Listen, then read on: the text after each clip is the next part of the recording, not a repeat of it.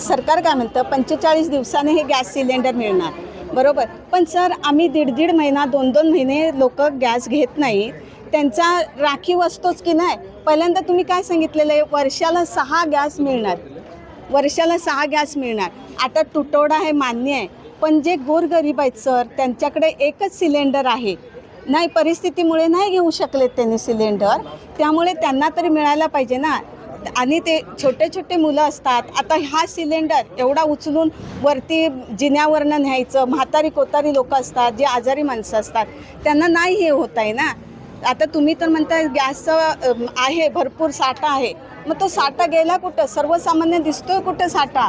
एवढ्या रांगेतनं 5-5 वाजल्यापासून लोक रांगेत उभे आहेत गॅसच्या.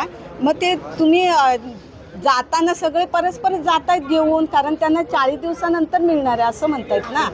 आपलं नाव? सविता श्याम कोचरेकर.